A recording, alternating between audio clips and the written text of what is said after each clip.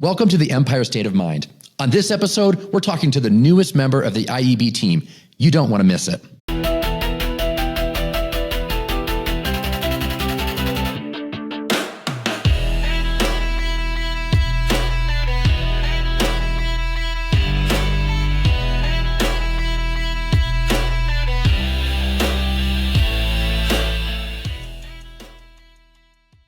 Well, welcome to the show. I am so glad that you tuned in for this episode.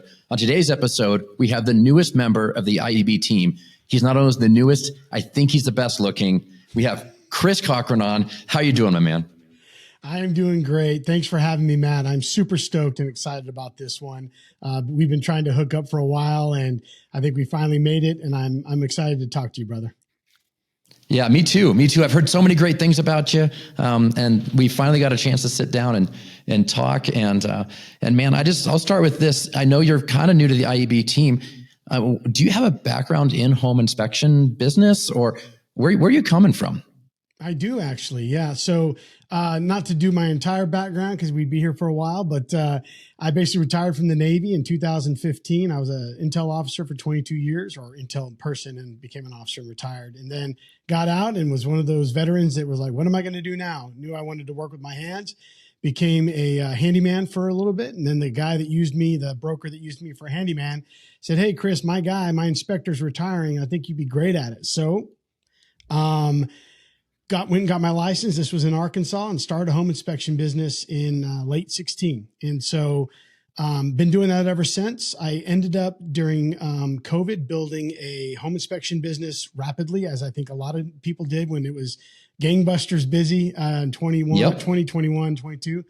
And then I ended up having to move down to Pensacola and started another business down here.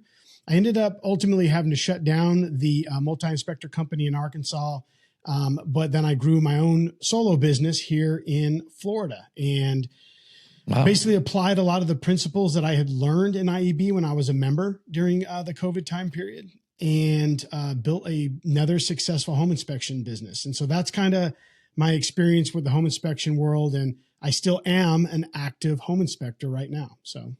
And you still are in Pensacola, Florida? I am. Yes, sir. Wow. That's pretty cool. Yeah. I know. I started my business in 2019, and it was just me, and it was just going to be a side gig. I was like, yeah, 3 a week, I'll be fine. That's enough. Like just a little extra something to, and then it just took off like a rocket ship. And then when COVID hit, that was a fascinating time because, the interest rates dropped and the real estate market just exploded with growth in general. And I don't know where you're at, but where I was at, a bunch of the inspectors are the single man operator guys in my market. A lot of them are older gentlemen. And a lot of them with COVID, they had health concerns because they're older. And the things that they were saying on the news is that the older and the physically out of shape are the more vulnerable ones. And so I had a whole lot of inspectors just say, I'm not going to inspect right now. I want to make sure I'm staying safe and healthy.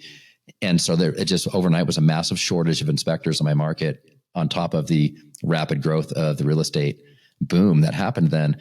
Man, I don't know, just like you said, my company took off during that same season. And with the help of coaching from IEB, Inspector Empire Builder, that coaching in that season helped me explode my business too. And it just has grown to rapid, I'm the largest one in my state now. And it's really all thanks to the coaching and the community.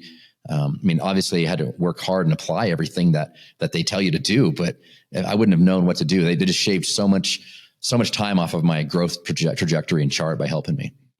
Yeah. It's interesting you say that. So I always say as the launch coach inside of IEB, I always say to myself, the home inspection industry is extremely lonely.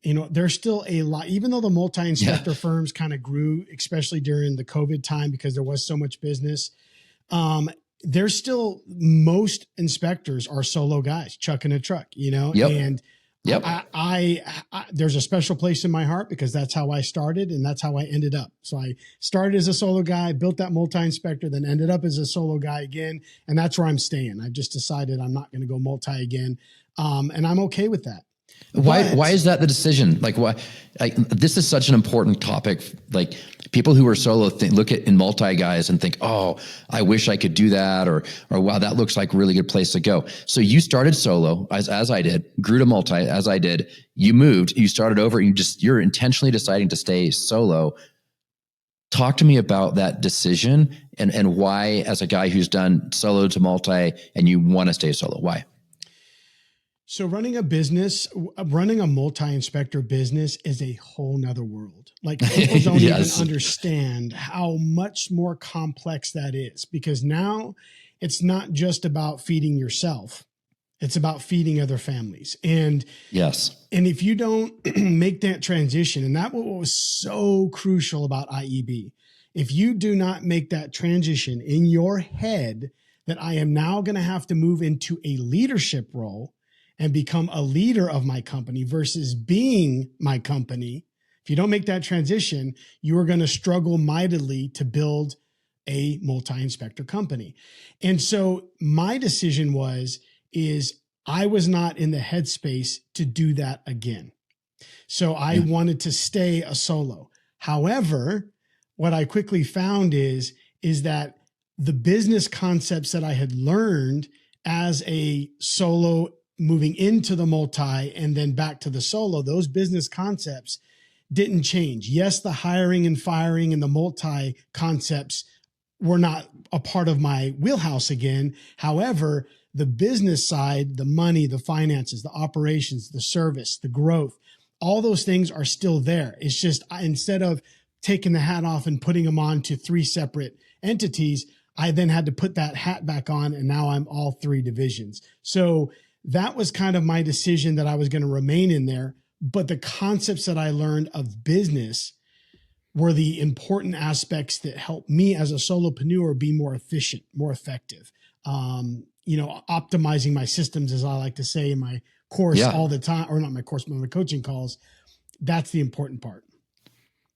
Absolutely. I mean, everything is mentality. Everything's mindset and the way you look at it. I mean, everything in life is your relationships, your relationship with kids and spouses, boyfriends, girlfriends, whatever you might have, relationships with family, relationships with your employees, with vendors, with clients, with all that stuff. Everything comes down to mindset. And if you're thinking about it the right way, things are a lot easier, and you can find more success if you get your mindset the right way. And I see what you mean. Even as a solopreneur, taking the principles from IEB and applying it into your solo business, it organizes it in your head where things don't seem stressful. They're not chaotic. Because if you don't have an organized system and a mindset wrapped around it right, pretty soon, like, everything seems like an avalanche that's just overwhelming you. But when you're able to break it into organized chunks and organized departments, like a growth or operations or a service department, and we're able to really categorize things the right way, it makes it easier for you to be able to process mentally and to process through things in a very healthy way. Things aren't overwhelming. No, absolutely. And even more so, just to go deeper on that one, you cannot, one thing that I found that I experience, and I know a ton of other inspectors experience, especially ones that really haven't looked into and organized their businesses, is you have this thing called, what I like to call AP, analysis paralysis. And you have so many things you've got to do. Oh, I've got to build my ancillary services and all of that, and the marketing behind that. And I've got to be able to answer my phones and have the right scripting. And then you go to growth and you're like, oh, I got to do all this stuff with growth. I've got to call people and I've got to nurture and all this other stuff. And you're talking, CRMs and just everything. It absolutely just crushes you and overwhelms you. And so if you don't have a system that helps you be able to compartmentalize, I think you said that word, that was a great word, compartmentalize that, then you will stay in analysis paralysis. You will not be able to move beyond and make the decisions that you need to make that's going to help you move your business forward. And there's inspectors out there, actually more than needs to be, that they don't even know what they're going through. They don't even know that concept of, oh my gosh, I'm stuck and I don't know how to progress forward. Yeah, they don't even know why. They just, like, I'm stuck, and they're beating their head against the wall. I meet them all the time, and they're hitting their heads against the wall, and they're like, I'm frustrated. I'm working really hard. And then they'll look at a guy like you, or even a guy like me, or other people who have the right systems and processes and structures in place in their business. And like, you make it look so easy. I was literally talking to a guy, and it's like, oh yeah, I'm hiring 2 more inspectors right now. And they're like, oh man, how much time does it take you to train them and everything else? And I was like, well, number one, I don't train them. And I have other people train them. And they're like, wow, how do you do that? And it's like, well, because I trained my first crew and my first few guys, and like, right. But it's putting the systems and processes in place to, now I'm running a multi-inspector thing. And it's like, I'm not in the grind. I don't do the inspections. I'm involved in the growth side of things because that's my passion and I love it. But, that's what I love to do, is the growth side. So I just focus there. And that what you just said is probably the next important part. So not only as you begin to understand the different divisions you work as and the different hats you wear as a solopreneur, which is the area that we're working in here. And I do want to take a step back and say that, my passion and my goal is to help solopreneurs. That's my goal. Now, IEB obviously has been a company that has been focused on growth, multi-inspector. And just to go back and really, and I believe we need to, because that's where people need to understand where I'm coming from in my mindset as the coach. So IEB had a launch program, and it was not really developed. This is back when I was a member. They had launch, but there was no real quote unquote launch. That was my first exposure to IEB, was a launch program. Right. I did the old one, the videos with Dirk and Greg and the whiteboard. Right? Was that it? Was that just what you're talking about? It wasn't a true launch for solopreneurs. It was always geared for more of business building and multis. It was never geared for the solo guy just coming in and not knowing how to build a business. So that's kind of what the conversations between me and Mark, the CEO, that was kind of the conversation we were having is, hey, we need to nurture and speak to the solo guy that is literally in that world and is living in that world, and help them really start to understand the business. And if you can help those guys nail it and get their business together, then when they make that decision, once again, back to the head, and they make that decision, hey, you know what? I want to grow beyond myself.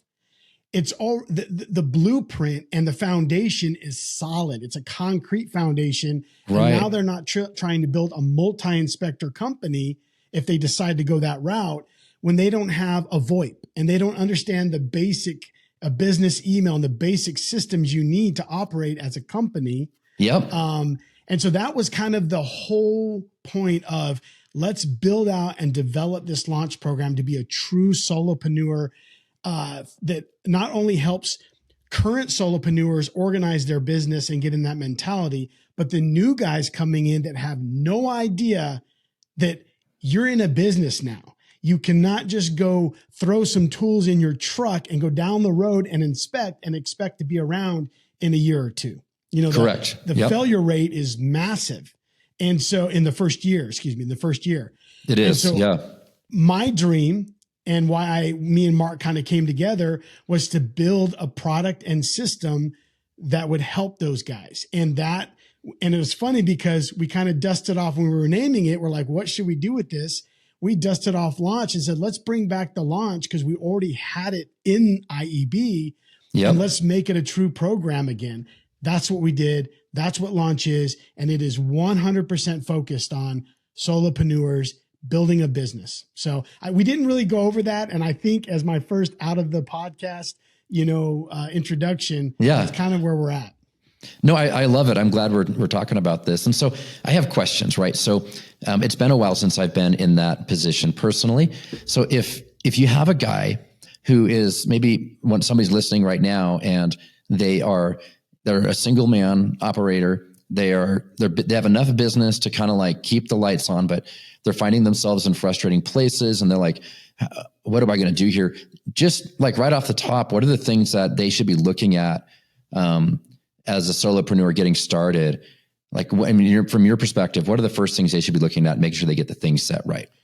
So, for those guys that are coming out that are not super busy and they're looking to fill their calendar, they are going to focus on their growth division. Pure and simple. The only way that you can get work is if people know you're there. Period. Yep. Full stop. And if people don't know you exist, they can't refer you or they can't hire you to do the inspection.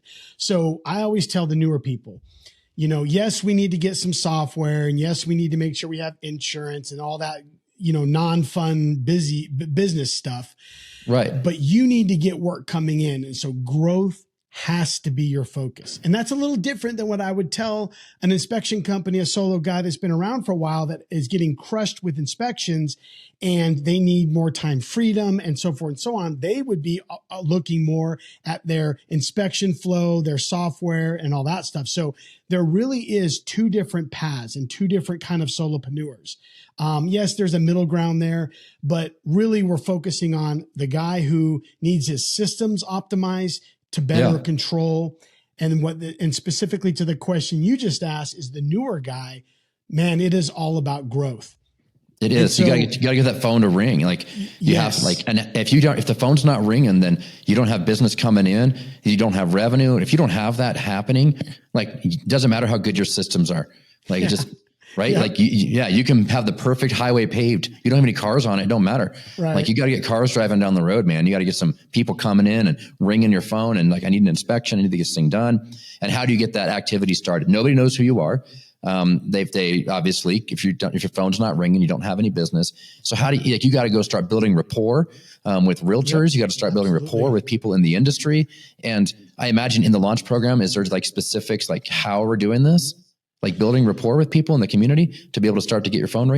Yeah, absolutely. So one of the things I teach the concepts of DTC, direct to client, and DTA, direct to agent marketing. So I've kind of just coined those terms so people can wrap their, I like to have analogies. That's my military background. I have analogies that people can pin something on and go, okay, he's talking about direct to agent marketing. And that is a wide berth. And there's a lot of stuff. And I do, before I say some specific examples, I wanted to step back and say, I saw a post from somebody, I can't remember who it was, but it was on the ether web, it was out there. And they were talking about how maybe it was Mark. It might've been Mark, but anyways, he said, people make the inspection business building more complex than it has to be. It's not that difficult. Like it's not. Once you understand the compartments and the boxes, then you're like, oh, it's not hard once you go, oh, this is what I'm doing. Yes. Yeah. So mapping it out, that's the first piece, mapping it out. What do I need to do? Those are the divisions and all that stuff. Then the second thing is decide where you need to go. And that's what we just talked about. Are you right? Do you want to go direct to client or direct to agent, right? Where are you going to go? Where's the easiest path? The path of least resistance that's going to get your phone ringing. Exactly. So and that's going to be different on your market and who you are and your connections and all of your stuff. I found direct to agent to be the best path to get started. Yes. And absolutely. The direct to client, a lot more work, a lot more exposure needed. It's a higher ROI, like the amount of time and money you're going to spend to get that client. Your ROI is low. Your cost per customer is getting high. I mean, it's kind of, and you work really hard to win that one person over, and they use you for an inspection. And then 7 years from now, they're going to buy another house and they're going to have forgotten who did their inspection. But if you go win an agent over, they can send you more business on a regular basis. Yeah, it's a one and done. It's a one and done. And so with DTC, with DTA, with direct to agent, you're building your bench. I like to call it building your bench. And you have people who are going to now consistently refer you. The interesting part is you can get and scoop in some of the agents on your DTC side, and then you're building your bench as well, because that is what's going to keep that phone ringing over and over and over again. So let's talk specifically about direct to agent. There is a lot of things you can do, but the first thing you need to do is decide on a few lanes that you're going to take. Like that's the first thing. Am I going to go shake hands and kiss babies is what I like to say. Or am I going to go visit some agents literally at an open house? Or am I going to go to some agencies and drop off some donuts or candy or whatever? There's many different lanes, but the focus is as a guy, you got to decide what you can do better. So if you are a person that can get on the phone and do sales, you need to start getting on that phone and calling out. If you're a person that's like, I hate the phone, I don't want to pick up the phone, I'm scared crapless, I don't want to do that, then you probably would be more of do some networking events where you have other people around you, is your comfort zone, or visiting like some open houses or going into an agency doing something like that. So what does that mean? You got to figure out what your own social adaptability and jam is. So then that's going to decide where you go. Yeah, for sure. Because if you're an introvert and you're not really a really heavy extrovert person, going to larger events and mingling and trying to network and make connections and talk to as many people as possible, that might be outside of your wheelhouse. Yes. Whereas doing some direct mail, dropping off donuts and candy and flyers to, offices might be a little bit more in where your sweet spot is. I hate doing telemarketing. Hate it, like with a passion. Like I know that one of the strategies outlined in IEB was that 5x5 phone calling system, right? And so I was like, all right, I'm going to do it. I'm going to man up and I'm going to do it. And I went and got myself a sit stand desk, because they were like, this is like I did all the research. Sit stand. I had a headset connected to my computer to be able to make phone calls on, and I had all the list of all the realtors, and I was like, I'm going to do my phone calls. I'm going to do this thing, and I started trying to make these phone calls. Man, I sucked at those phone calls. People just hung up on me nonstop. I hated it. It would ground my gears, and after about 3 or 4 days of this thing, I'd stopped and I was like, I hate doing cold calls. But guess what? I'm really good at walking into a room, meeting a whole bunch of people, networking, shaking hands. That's right my jam, right? So now I go look for those types of environments to put myself in because I know I'm going to shine. But whereas somebody else would just rock it on the phone. But yeah, I love that you have the different strategies, and I love how you're like finding the different, like, okay, what fits you and your personality, and let's find your sweet spot. Because 5x5 phone calling doesn't work for everybody. It works for some. Yeah. But yeah. And I have a lot of other creative stuff I've done. Preston, who's inside of IEB, he has like a lot of creative stuff he does with marketing. That's always fun to listen to him, but it fits his style. I don't know if you've met Preston, but he wears these wild, crazy pants, and he always has this flair about him. And he's just and he's a fun guy, and he has these crazy events that he's doing in the growth, and not a lot of people can pull that off. But I love that you highlight, like, here's some different things. Let's match it to your energy, your personality, and figure out what works best for you. Yeah, it has to be that way. Yeah, absolutely. Yeah. And the key to that is figure it out, and then what I like to call, it's something I heard from Dirk early on, and it stuck with me. And it honestly, this one concept, because I'm a perfectionist by nature, and that holds me back at times. I'm sure there are other perfectionists out there. Oh yeah, perfection's the enemy of progress. Yeah, what he said really, once again, I was able to do an abbreviation for that. So he said progress over perfection. So POP. So I just kind of brought that on board, and I have POP on my board over there, progress over perfection. There's many ways to say that. You said it another way. But really it's the piece that you do to stop analysis paralysis. So you say, okay, I'm going to make a decision. I'm going to do these couple things. And I think that right there is probably one of the biggest movers and shakers for the people that are on my coaching calls. So they are, hey, we need to decide what we need to do. Okay, these are the things, these are some options. Pick one or two, then go with it. And don't look back. Like, don't think, oh, well, maybe I'll be embarrassed or whatever. Just say, no, I've decided that I'm going to do open houses. This is the system that we have. And, of course, we give you all the systems for how to do an open house and all that good stuff. And then you do it. And that's it. You don't think about, oh, maybe I should do this, or maybe I should do it this way or this way. No. It's tried and true. Everything we teach is tried and true. You don't need to think about it. It's served you on a platter. Just take what we have and go do it. And you will then meet agents and get referrals. That's kind of how it works. That's exactly how it works. And the beautiful thing about our community is that like the playbook is there.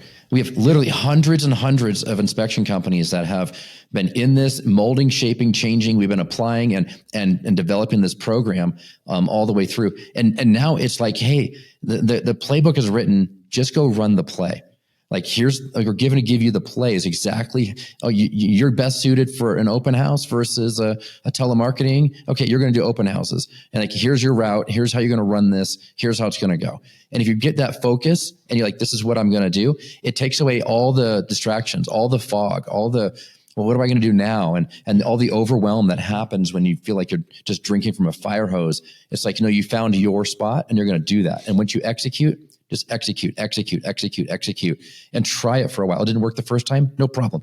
Keep executing, keep trying it, keep working at it, get that flow down. And then eventually you go like, yeah, there we go. Now it's working. It's just like any sports team out there, any wide receiver out there, any linebacker, you have to learn the play and the route you're running and just execute. I think the biggest problem with people who are struggling to find success in life is not knowing what to do. It's being able to execute and do it. Oh, yeah. I don't care how much you know, it's what you do that matters. I might know how to do this or know how to do that, but it doesn't matter what I know. I mean, I'm telling you, it just doesn't matter what you know. It matters what you actually do. Yeah, absolutely. And that is the key. And that's why whenever we develop a product or a system or whatever, we always have at the bottom an action step. Yes. Because if you don't take any action from it, and also on the calls, when I talk to people, it's always like, hey, we've talked about all this greatness. What are you going to do? What is your next step? Are you going to take that step? Because if you don't, and you sit here and you overthink it, then you're not going to make progress and you're going to be stuck. And so, yeah, absolutely. Those action steps are critical. I can talk till I'm blue in the face. I can tell you all this goodness, but if you don't actually make the move, you will not progress. And ironically enough, one of those moves is just showing up. We just had a call the other day, one of the launch calls. We're one of the best calls we've had. And, I do a lot of content. Obviously, I provide a lot of knowledge. That's my job as a coach. Mm-hmm. However, we had a call the other day where everybody on the call, or not everybody, but a bunch of people on the call were providing ways that they have gone out and gotten work beyond a home inspection. And I've been in this nearly 10 years, had a several solos. I coach. And I was on there going, I didn't even know there was all these different ways. I mean, we had some people talking about trust inspections and things that I didn't even know existed. And so being a part of that team and showing up, I always say that, being a home inspector is the loneliest gig on earth.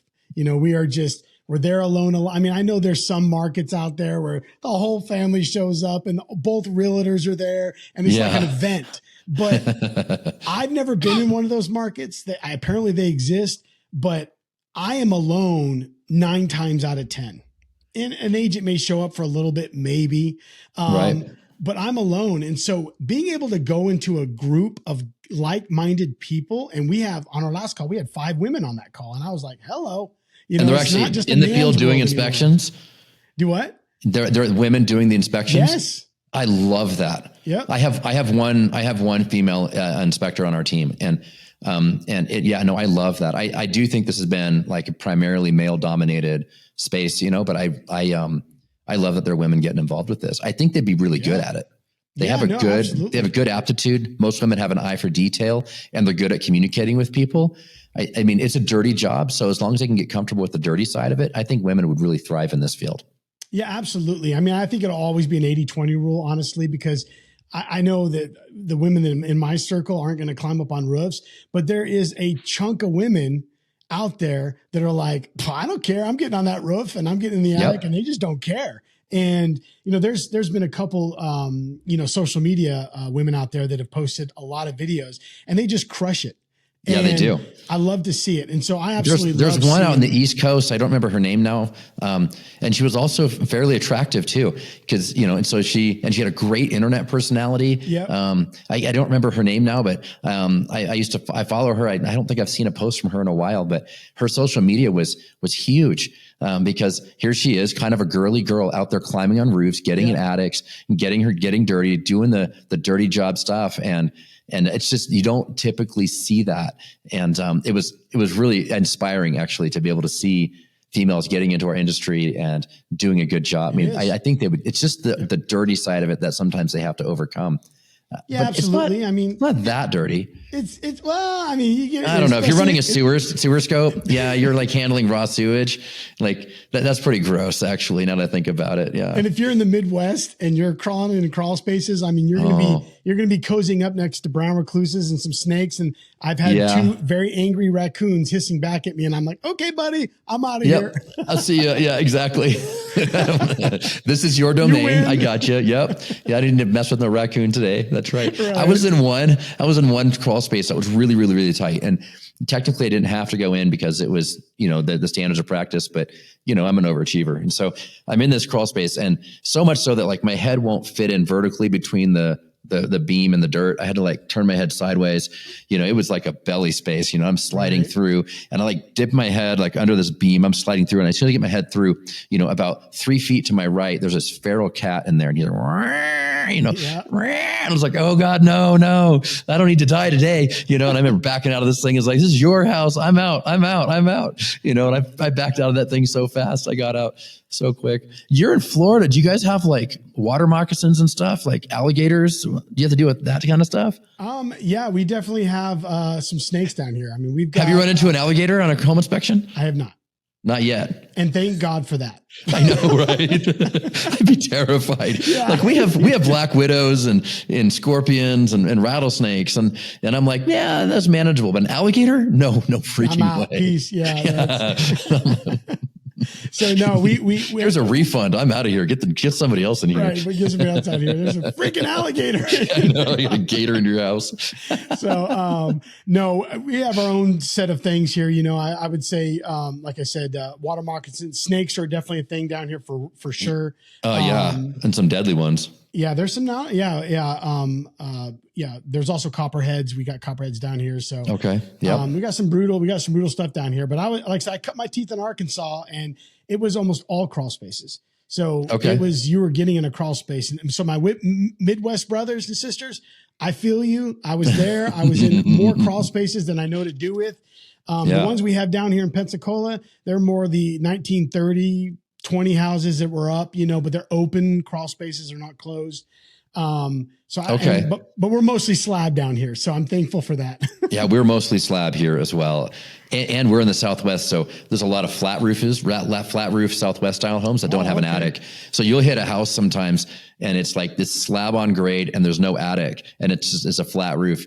And there's days you'll back to back those things all day long. And there are track houses too. So, you're walking up, it's like, all right, this is 2,000 square feet. It's a 3-bedroom, 2-bath, 1 AC unit. And there's just slammers.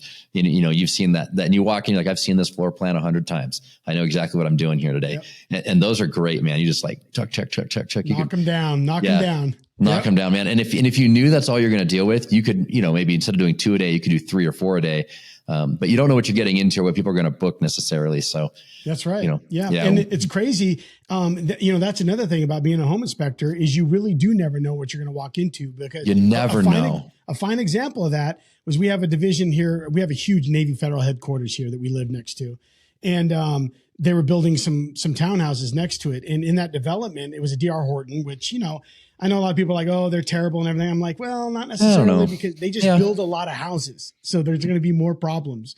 It's probably the same percentage of problem as any other builder, but because they just build the highest volume of houses, it just seems like, well, there's, it's probably the same percentage. But I would say so because they wouldn't be selling them if they were so terrible. And, exactly. And I know other builders have very similar problems and stuff, but anyway, they all do. Yeah. I inspected 5 townhomes in this subdivision and over the past year and a half when they were building it. And 4 of them, the standard, 16, 20 defects, standard stuff, walked out of one of them, same development. And it was 40 plus defects. And I mean, things like you turn on the fan and the breaker trips and I mean, just weird stuff like that. And that's weird. And so it comes down to, even within the same builders, it comes down to the subs. Their subs are going to decide what is going to happen with that place. And so an inspector really you can never go into a house saying, oh, it's a new construction. I've done another home in this division and it came out fairly decent. You might get an absolute turd nugget is what I call a turd. Oh yeah, absolutely. Yeah. So you just never know. You always have to go in with a sharp mind knowing that and have your systems and your flow set. That's the important thing. That's what we teach in here, the flow. You got to have the flow. That's right. Optimizes, because you never know what you're going to get. Exactly. It's like a box of chocolates. Yeah. It is. It's true. Yeah. About 20 years ago, I was an electrical contractor, and I was doing low voltage work, and I got some contracts with some home builders. And so I was one of those subs, and for some of the larger home builders in town. And we were doing alarm systems and security cameras and, some home automation stuff and, speakers around the house, back in the day when things weren't wireless, you had to actually pre-wire houses for all these things. And so we were the low voltage contractor on that. And I remember I had, 6 or 7 vans. Vans had 2 guys per van, and so we're out doing this thing. And it's like, okay, so the builder the builder has his brand. They have us as a sub. And I remember if I just have a guy having a bad day, if I got 20 guys out there working, if one of my guys is having a bad day, he could screw something up, right? And so then he screws something up, and then they don't figure it out till after the house is done or during a home inspection or something like that. And it's the same way. It's like, man, these builders are building all these houses. They hire this company to do their framing or their electrical contracting. And in neighborhood by neighborhood, they rebid all those contracts out. So one neighborhood might have one company doing framing, and a different neighborhood might have a different company doing that framing. And maybe that framer just had a bad day, and he just didn't do a great job for whatever when he was building that specific house. I mean, there's just so many variables that with new homes construction, if you can't, and to go to a specific builder and call them out and be like, oh, they're a bad builder. It's like, no, honestly, one of their subs just had a bad day. Yep. I always like to say everybody goes to lunch. Some people will get that joke. Yep. You come back from lunch, you're just not as sharp with that full stomach as you needed to be. So, because they threw a few beers down while they're at lunch, man. That's exactly. They go to lunch and they're having a few beers. They come back and finish the house in that second half of the day. They're just not as sharp as they were on the first half of the day. Yeah, exactly. And that's how you end up with the new construction, that there's no blown in insulation. Because that guy. Yeah, absolutely. You climb up in the attic and you're like, wait, there's no insulation up here. We've had a couple of those. You're like, guys, is there not a project manager on this neighborhood? How did you miss no insulation? Yeah. but that's just why you got to keep yourself sharp and have your systems. And that's absolutely. What it comes back to at the end of the day. If you don't have a system that is optimized and tailored for what type of inspection you're doing, then you will flub around. And you know what I found, honestly, Matt, is there's a lot of, especially the newer guys, they get their license and they're like, okay, they study hard and they do great. And they're like, yes, I got my license. And they have no idea that the next part of it is actually the hard part, building a business. Yeah, that is the hard part. Getting the business, getting the phone to ring, right. Understanding how to answer your phone. That's a whole system. So you have your growth hat, right? Your growth hat you put on and you're out doing the marketing things that work for you, your personality, the way you interact with people. And then your phone starts ringing. Congratulations. Take off your marketing hat, put on your operations hat. How do you answer the phone? How do you make this smooth and fast and easy for your client? Because if you're on the phone and it feels real clunky, you're losing trust with your client. So it has to feel like this thing is really smooth, and that builds more trust with your client as they're calling in. And so, so you get your operations hat done and get all that stuff. And then all the things you need to know? You got to know, well, how am I going to get into this house? Great. You passed, you got your license. You know how to inspect a house. If you don't know how to get your phone ring, you don't know how to get into the house because you didn't figure out how to get access to the house. Who's going to be there? All the different things you think in operational sides of things, that's a whole nother system that has dialed. I think you said optimize. I like that word. And to get the flow right for your growth, get the optimization and flow right for your operations. And then you finally get to the optimization and flow of your actual field inspection process, right? Getting the license is not, I tell people all the time, I'm like, listen, getting your license doesn't make you a good inspector or how to run a business. It just doesn't. There's jackholes right now driving around this town with driver's licenses. They have the license to drive and they just have no idea what they're doing out there, right? Yeah. Every license, every industry, you got a license doesn't mean you know what you're doing. Yeah, absolutely. And then there's another thing. There's some great organizations out there that are teaching these, how to be a home inspector. And there are, and they got great courses, and they teach you how to inspect the water heater, how to go inspect the roof, and everything. But one of the areas that is severely lacking, that is a big problem for especially newer, what I call FNGs, for you military guys, you know what I'm talking about. The F and new guy. Yep. Yeah. Yep. And so is what do I do? Like, what do I do? And they flub around for months, if not years, if they even last that long, because unfortunately, a lot of people won't, of what the next step is. And so having the system that is just given to you on a platter, and then the motivation and team behind you. Because remember, what do we do at IEB? As cheesy as it sounds, we are a community. We're a masterminding group at its core. And so not only are you getting the systems and everything, you're also getting surrounded by other like-minded people. And what do they always say? You are who you hang around. So if you're hanging around people with the mindset of, I want to get better and grow. And when I say grow, I mean grow your company. I don't mean grow into a multi. I mean grow into a very successful solopreneur company. Yep. And now, if you decide you want to grow into something more and bring on some talent and some people, then we have a program for that called Builders. So you can level up if you want to level up. But what I said before, Launch is completely surrounding and helping those solopreneurs who, once again, it's a lonely world out there. It is. Yeah. Because you're answering the phone, or if you have your website built right, they can book it online, or maybe you've handed the phone service stuff off to somebody else to help you book things. There are days where, when I was a solo guy, where I just wouldn't see another human, especially during COVID. People would not come out to the inspections. Yep. And so I would get up in the morning, I'd load up my truck, I'd drive to my first one, do it, send the report, drive to the next one, do it, send the report. And then I'd be done for the day and come back home and have not even ever talked to or seen another human being. And it can be a very, very lonely place, a lonely way to work. Yeah. And that's why I like and we drive a lot too. Oh my gosh, do we drive? We put miles on our cars and trucks. Yeah, we do. And so that's why these podcasts are so incredible and awesome, because we have something to listen to and we can be around people who get it.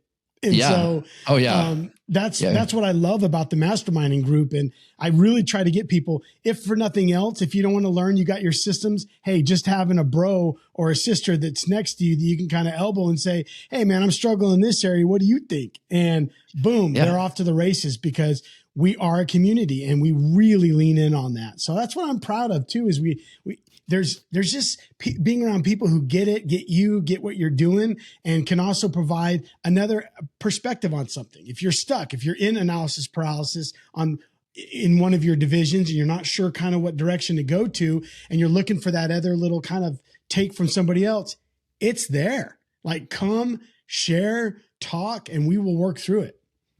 Yeah. And I think if you're a solopreneur, and if this is your first business, you may have never been part of a mastermind group before. You maybe have heard that word, mastermind group and community.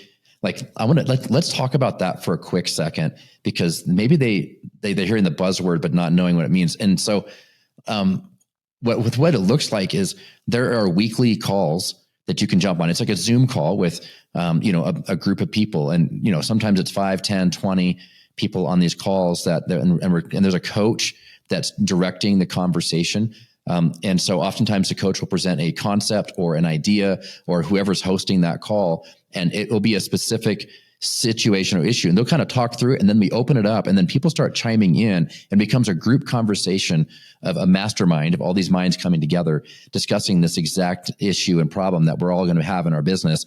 And there's something really encouraging about that, because you start to share, because you have the opportunity to share. And even if you don't share, you just want to sit and listen. You hear other people talking about it and you're like, oh, I deal with that. Oh, I deal with that. Oh my God, I'm not alone. There's other people struggling with the same thing that I'm struggling with. And then people start saying, oh, I was struggling with that, but this is what I did to overcome it. Somebody else is like, oh, I've been working on this angle. I think I'm making progress. And people start bouncing this idea off of each other. And you have a weekly call that you're able to sit down with like-minded people. And that's just what the group calls are like inside of a mastermind call. And I'm telling you, it's so encouraging and it's invigorating to be able to go, oh my God, I'm not in this alone. Like you said, it feels so alone sometimes. I'm not in this alone. And then in there, like I have there's like a chat feature inside of the Zoom thing. And inside of there's times I would chat people direct and be like, hey man, like I really like what you said there. Can I get your phone number? Yep. And I get their phone number and then I'll text them later, after the call's done, like, hey man, I really like what you had to say. Do you have a few minutes to chat? And I chat them on the phone. And now all of a sudden I'm making friends in different states in the same business. And we're both conquering this thing together. It creates a community of relationship and it creates strength and it gives just, I don't know. I think it's just that's just the group calls of what we're doing. That doesn't even talk about like our live events that we're doing, the multi-day live events. Doesn't even cover like the training videos that we have on our website. There's so much there that inside of a mastermind group like IEB, just the calls alone are worth it. So show up to those calls. It's encouraging. And there's times that like you get a lot out of it. But then there's other times where you're pouring into other people. And so sometimes you're the giver and they're the receiver, and sometimes it's the other way around. And it just becomes this really tight knit group of people. Yeah, absolutely. And you basically said it in a nutshell, but just to dive a little bit more into that. Yeah, so please do. I'm the coach.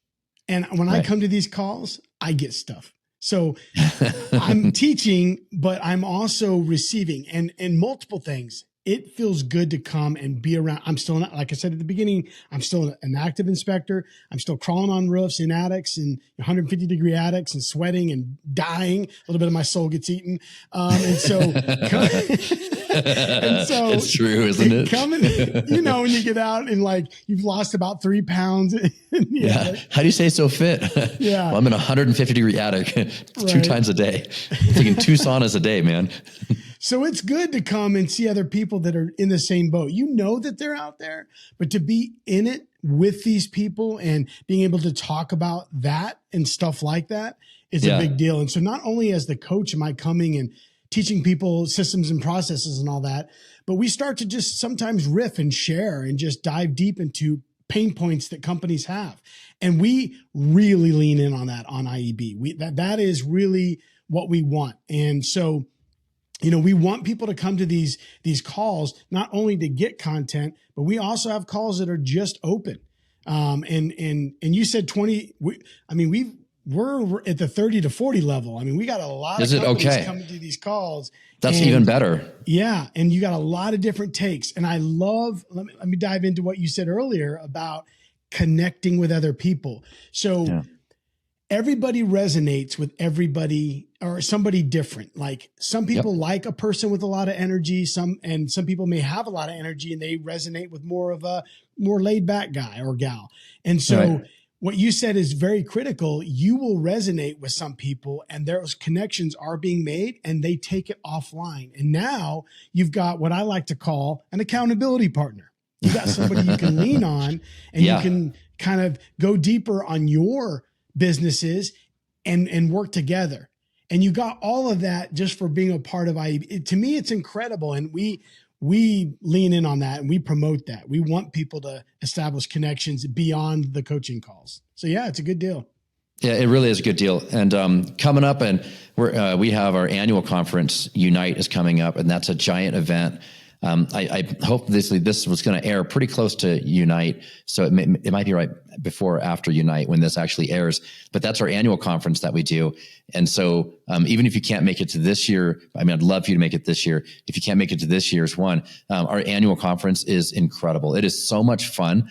They have so many great fun stuff going on in the evenings. Plus you get to make relationships and you see these people on Zoom, and they're in these little boxes on your screen, or maybe you've connected and you've been texting or phone calling, but there's something different when you show up to the big Unite event and you're like, hey, there you are, and then all of a sudden you have these relationships that you've kind of been making over the time, but they really get solid when you're at the conference. Yeah, absolutely. Just a story on that one right there. So when I was in IEB, I went to the conference, the Unite in 2021 and 22 or 20 and 2021. So I went to 2 of them back to back. And I can tell you without a doubt, those are the memories that I have. I remember being in the lazy river at one of the conferences and us kind of getting onto the water slide that was closed and just hanging out. And we had a bunch of people out there that were I was in that. I was at that one. I was there at that one. I remember you from that one. Yeah. Was that the one? It was in the Woodlands in Houston. Yeah. No, it was the one in Austin. Oh, I wasn't at that one. Okay. Yeah, apparently we break into lazy rivers when they're closed at all the events now. Anyway, Dude, so, in 2022, it was 2022. It was in the Woodlands in Houston, and the gates were all shut, and it was like the water stuff was closed, and we'd been dancing and like drinking all night, having a riot of a time with the DJ and at that party that went at the end of one of the nights. And so like we're all like someone's like, let's get in the pool, and like of course it's closed. So then somebody jumps the fence, comes around, opens the door, and then there's like 100 of us out there in the pool, and it's all like the lazy river shut down, so it's not flowing at all. Right. So it wasn't even a river. It was just a circular pond. And we found the inner tubes, and there's a whole bunch of us now. Now we're all hanging on and like one arm paddling, like, and like, we're like, yeah. And like, of course, we're all drinking, having a great time. And we're all like paddling our way around this lazy river. Just being silly and having fun. And I mean, as adults, it's hard to find those moments when you can just let loose and just have a great time like that. Yeah. And so it's such a good time. The content's incredible. The relationships are great. And the fun is always off the charts. Yeah, absolutely, man. You said it well right there. It's hard as adults to find out because we all want to just be kids again, right? We all want to have fun. Yeah. Life's so serious. Inspections are serious. Yes. It was funny. I heard a story. I was in a house one time, and this is super interesting to me. And it really, I think, highlights how tough being a home inspector can be. So it was a firefighter. And he was talking about the police that had some event happen or whatever. And he goes, everybody loves a firefighter. Nobody likes a policeman. It's like a necessary evil. And I said, I said, you know what? That's what it feels like to be a home inspector. At times, we're like the police of the real estate transaction, Wow, we're the necessary evil.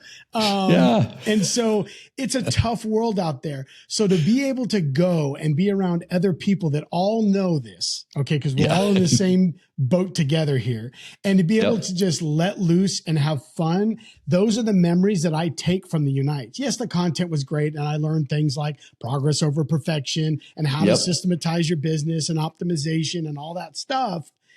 But I really remember going around the lazy river and jumping off the closed water slide. Just those are the memories, brother. Yes, those are the memories. It's so much fun. Yep. It's funny. Like people will talk about the miracles of Jesus, right? Like, oh, he turned water into wine and he healed somebody's blind eyes or something. I'm like, yeah. Hold on. He had 12 friends over the age of 30. Like, tell me about that miracle. He's over the age of 30 and had 12 close friends. I want to hear about that one. Right. They don't talk about that one. I'm like, man, it's hard. It's hard as an adult to make friends, and like you really got to work at it. And I'm so grateful that I have a really great group of friends in town with me. But also I have a great group of friends within the inspection industry across the country now. But because of that, but that's one thing that I think IEB brings to the table that probably isn't talked about enough.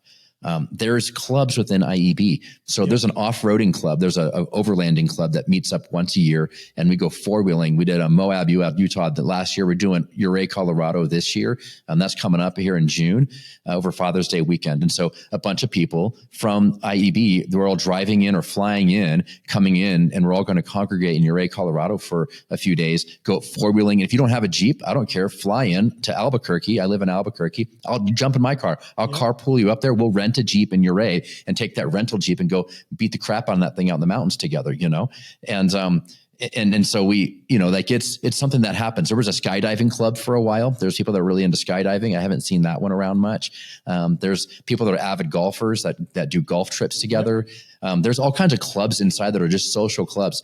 I'm telling you, one of the things that I love about this community, especially as a solopreneur, because it can be so isolating to be running a business in isolation like that. And you get so lonely. And so it's great to have friends like-minded that are helping their business, but they're also normally pretty fun people that are also a little bit isolated, and you all get together and then it's like, yeah, let's do this, the and gloves are off, man. Woo! It's fun. Yeah, exactly. And we're all in a different city. Like if we, they go to the conference, there's nobody there that knows us. So it's not like you're going to embarrass yourself in front of a client or something. You can just kind of let loose a little bit and not have to look over your shoulder about who's watching you. Yeah, absolutely. That is a big thing. And in the community, I can't stress it enough. The content is great. Okay. Yeah, it's great, but coming and being around other people is just, I would say it's borderline priceless, because our circles are so small. I mean, right. I used to think it was just me. And then I started like meeting other people and hearing about their stories. And I'm like, yeah, I only got a couple good friends, and that being able to come there and be around other people. And we have some really dedicated members in IEB. And it's just really not only, and that's another thing too, that I have found is that when people really lean in and really like get it at what we're doing here, and it's more than just teaching you how to, call an agent to get them to, refer you. Yeah. You really make that shift. And we have people who are very active members and not only almost borderline coaches that they're so active. And so it's crazy because they bring a different perspective, and that's what people need because everybody has a different idea about a concept, a flow, an optimization, a system, whatever. Everybody brings something to the table, and we really promote that. It's not our way or the highway. It's we're here as a crew. We're glad you're in the crew. And let's talk, man. Let's have a good conversation. And oh, by the way, we got some of these really fun events and groups and clubs, like you said. We got one for women. We got one for Bible. We got one. I mean, we got all kinds of ones. And it's really cool because you can find something that you resonate with and boom, link in there. Yep. Absolutely, man. Absolutely. Dude, Chris, it's been so good having you on the show. I know that you're one of the newest team members there, and I love what we're doing with the launch program. I think that is such an incredible tool that's going to help a lot, is helping a lot of people. It's going to keep helping people. Chris, if someone wants to get a hold of you, ask you more questions, what's the best way for someone to contact you? So Chris at iebcoaching.com. Okay. So email Chris at iebcoaching.com. That's the best way to get hold of you, man. Well, thank you so much for being on the show. I know we're going to have you back on here coming up pretty soon and keep talking about this same concept of the solopreneur and how to help that guy or gal be able to grow and expand their business. Yes, sir. Appreciate you having me. Good time. Thanks. Bye.